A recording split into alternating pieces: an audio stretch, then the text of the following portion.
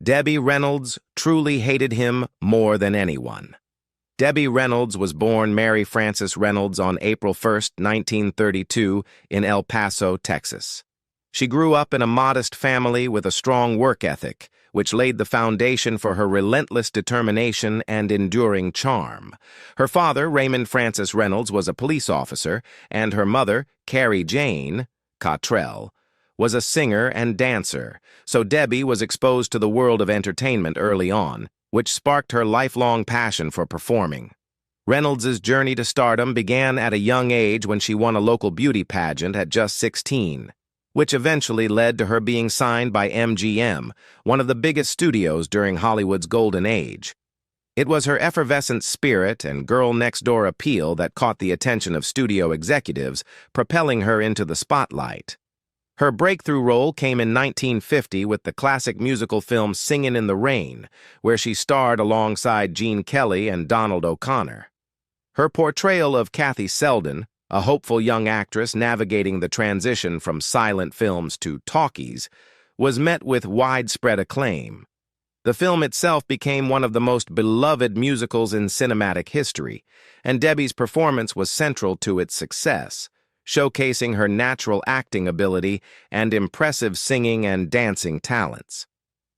Throughout the 1950s and 1960s, Reynolds solidified her status as one of Hollywood's most beloved leading ladies by starring in numerous musicals, comedies, and dramas. Some of her other notable films included The Unsinkable Molly Brown, for which she earned an Academy Award nomination, Tammy and the Bachelor, and How the West Was Won. Her voice was equally captivating, and she recorded several albums, earning a place in the hearts of music lovers as well. On television, she charmed audiences in series such as The Debbie Reynolds Show and guest appearances that highlighted her comedic timing and personable nature. Beyond the silver screen, Debbie was also a gifted singer, releasing several albums and performing in concerts that highlighted her warm, clear voice and charismatic stage presence. Her ability to connect with audiences through music as well as acting helped her maintain a diverse and dynamic career. Off-screen, Debbie Reynolds was known for her resilience, kindness, and dedication to preserving Hollywood history. She was an avid collector of film memorabilia, amassing one of the largest private collections of Hollywood artifacts. Her passion for film history culminated in the founding of the Hollywood Motion Picture Museum, a testament to her commitment to honoring the legacy of cinema and inspiring future generations. Despite facing personal challenges, including a highly publicized marriage and divorce with singer Eddie Fisher, Reynolds maintained grace and professionalism, earning her the respect and admiration of colleagues and fans alike. Debbie's later years saw her transition to television, where she enjoyed success with roles on popular series such as Will and Grace, introducing her talents to new audiences and showcasing her comedic timing. She also appeared on Broadway and continued to perform live, proving that her passion for entertainment never waned. Her vibrant personality and infectious enthusiasm made her a beloved figure not just as an entertainer, but as a cherished friend and mentor in the industry. Debbie Reynolds, known not only for her incredible talent on stage and screen, but also for her resilience and grace under public scrutiny, was married 3 times over the course of her life. Her first and most publicized marriage was to singer and actor Eddie Fisher, a union that began in 1955 at the height of both their careers. The couple quickly became one of Hollywood's golden duos, adored by fans for their wholesome image and undeniable star power. Their marriage produced 2 children, Carrie Fisher, who would go on to become a legendary actress and writer best known for her iconic role as Princess Leia in Star Wars, and Todd Fisher, who would become a producer, director, and cinematographer. However, their seemingly perfect family life came to an abrupt and painful end in 1959 when it was revealed that Eddie Fisher had been having an affair with Elizabeth Taylor, one of Reynolds' closest friends at the time. The affair emerged in the aftermath of a tragic event, the death of Taylor's husband, producer Mike Todd, in a plane crash, Fisher, who had been a close friend of Todd's, offered Taylor support during her grief, and that support evolved into a romantic relationship.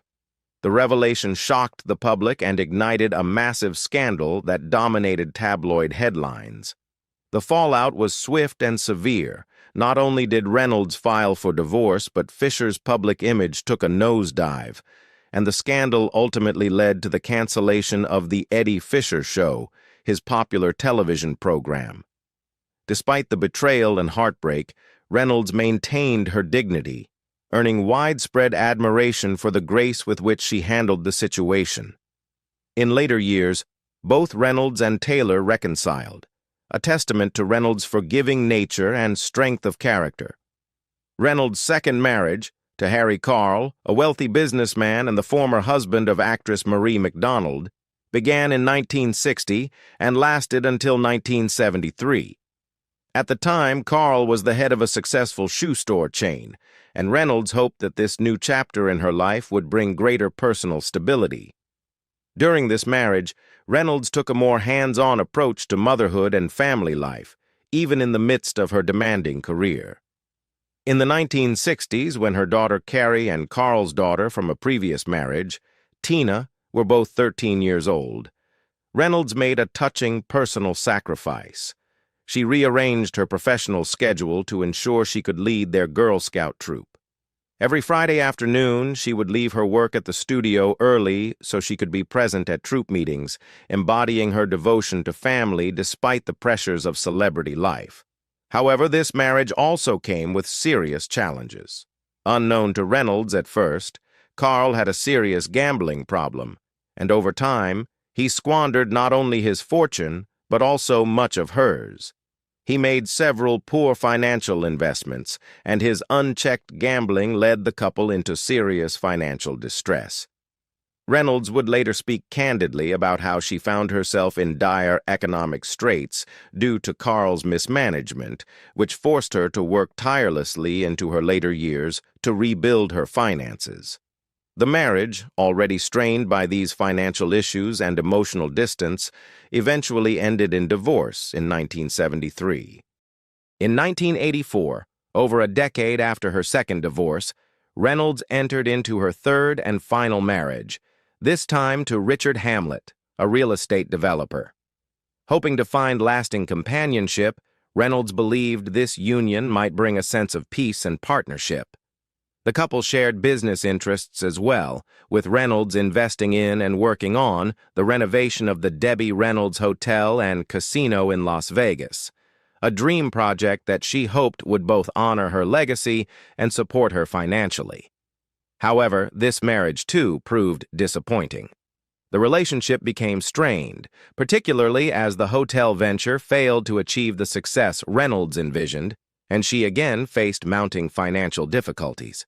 The pressures of business, coupled with growing personal incompatibilities, led to the dissolution of the marriage in 1996 after 12 years. Reynolds later spoke of this relationship with a mixture of regret and humor, often noting how her choices in husbands were far less successful than her accomplishments on screen. Despite the heartbreak and financial setbacks these marriages brought into her life, Debbie Reynolds never lost her optimism, her sense of humor, or her deep commitment to her family. Her enduring love and support for her children, particularly her daughter Carrie, remained one of the most powerful and consistent themes of her life, and her ability to move forward in the face of personal adversity only added to her legacy as one of Hollywood's most beloved and resilient stars. In a town like Hollywood, where fleeting friendships and simmering rivalries often exist beneath the glimmering facade of smiles and red carpet glamour, few tensions have been rumored as emotionally charged, or as quietly toxic, as the one said to have existed between Debbie Reynolds and Walter Brennan. While Debbie Reynolds was celebrated for her charm, warmth, and effervescent persona, particularly beloved in musicals and comedies that made her America's sweetheart, there was one person in the industry she allegedly harbored an intense, almost visceral dislike for: Walter Brennan. Brennan, a three-time Academy Award-winning character actor, was known for his gravelly voice, staunch conservatism, and often gruff demeanor. His roles as crusty but lovable sidekicks masked what many in Hollywood considered a much colder, more confrontational private persona. Debbie Reynolds, who embodied a more open-minded and inclusive spirit that matched the changing tides of Hollywood in the 1950s and 60s, often clashed, both ideologically and personally, with the veteran actor. The roots of Debbie's loathing for Brennan reportedly trace back to a specific incendiary encounter during a studio luncheon in the late 1950s. Reynolds, then a rising star who had recently dazzled in Singin' in the Rain, was seated next to Brennan at a formal MGM gathering, with a room full of stars, executives, and industry insiders buzzing with studio gossip and champagne. Brennan made an offhand remark about female performers lacking the grit to survive the film industry without becoming, in his words, just pretty ornaments. Reynolds, who had fought tooth and nail to be taken seriously as both an actress and a singer, was stunned by the blatant chauvinism. She reportedly responded with icy sarcasm, saying, "Well then, I guess I'm just an ornament who signs more autographs than you ever will." Brennan, visibly irritated, walked away, mumbling under his breath, though those seated nearby claimed the words were neither flattering nor forgettable. That exchange marked the beginning of a long-standing tension. Over the next decade, their paths occasionally crossed on studio lots and at industry events. Each time, the air grew noticeably colder when the two were in the same room. Debbie, known for her generally cheerful and diplomatic demeanor, became uncharacteristically blunt when Brennan's name was mentioned. She refused to consider any projects that might involve working with him, allegedly going as far as to insist his name be removed from certain casting discussions during her television years. Brennan, for his part, referred to Reynolds dismissively in interviews, without naming her directly, as part of the Hollywood crowd that forgot what America stood for. Their political differences only widened the rift. As Brennan grew more vocal in his ultra-conservative views during the height of the Vietnam War and the Civil Rights Movement, Reynolds became more engaged in social causes, advocating for equality and later speaking openly about mental health issues in support of her daughter, Carrie Fisher. Brennan's disdain for the changing cultural climate was said to be mirrored in his private comments about younger, more progressive stars like Reynolds, whom he viewed as undermining traditional American values. Though Reynolds was known to forgive many, even Eddie Fisher, the man who broke her heart by leaving her for Elizabeth Taylor, she reportedly never softened her feelings toward Brennan. Friends close to her later said that of all the people she had known in her decades-long career, he remained the one man she truly could not stand. She could joke about most anything, one confidant said, but when Walter Brennan came up, her smile disappeared. That was real, deep dislike. Whether it was due to clashing personalities, stark political opposition, or deeply personal affronts that went unspoken, the relationship between Debbie Reynolds and Walter Brennan became one of the few truly enduring feuds in her life. And unlike most of Hollywood's carefully managed rivalries, this one never found closure or reconciliation. For Debbie, whose heart seemed big enough to forgive nearly anyone, Walter Brennan remained the single immovable exception, proof that even America's sweetheart had her breaking point. On December 28, 2016, just one day after the heartbreaking death of her beloved daughter Carrie Fisher, legendary actress and Hollywood icon Debbie Reynolds was rushed to Cedars-Sinai Medical Center in Los Angeles. According to her son, Todd Fisher, Debbie had suffered what he described as a severe stroke at the home of his sister Carrie, where the family had gathered in mourning and shock following Carrie's sudden passing. Todd later recounted that Reynolds, overwhelmed with grief, had expressed her devastation in simple, heartbreaking terms, reportedly saying, "I want to be with Carrie." Only hours later, Reynolds collapsed, and emergency medical services were called.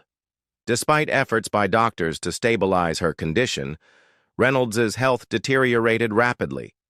Later that same afternoon, Reynolds was officially pronounced dead at Cedars-Sinai. She was 84 years old. Her sudden passing, occurring so soon after the death of her daughter, stunned the world and deepened the sorrow felt by fans, friends, and fellow performers across generations. The double tragedy, losing two of Hollywood's most beloved figures in less than 48 hours, made headlines around the globe and left many speculating on the deep emotional toll that Carey's death had taken on Reynolds.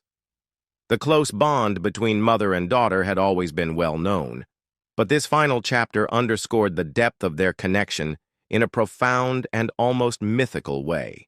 On January 9, 2017, official documentation confirmed that Debbie Reynolds's cause of death was an intracerebral hemorrhage, a type of stroke caused by bleeding within the brain. The report further noted that hypertension, or chronic high blood pressure, was a contributing factor. This medical condition, often linked to stress and emotional strain, highlighted the immense physical burden Reynolds may have endured in the wake of her daughter's death. For many, it seemed as though the grief had simply been too great for her heart and body to bear, reinforcing the tragic narrative that Debbie Reynolds had died of a broken heart. The events leading to Reynolds's own passing were set in motion only days earlier. On December 23, 2016, her daughter Carey Fisher, best known for her iconic role as Princess Leia in the Star Wars franchise and equally admired for her candid writing and wit, suffered a severe medical emergency while on a transatlantic flight from London to Los Angeles. Just 15 minutes before the plane was due to land, Fisher went into cardiac arrest.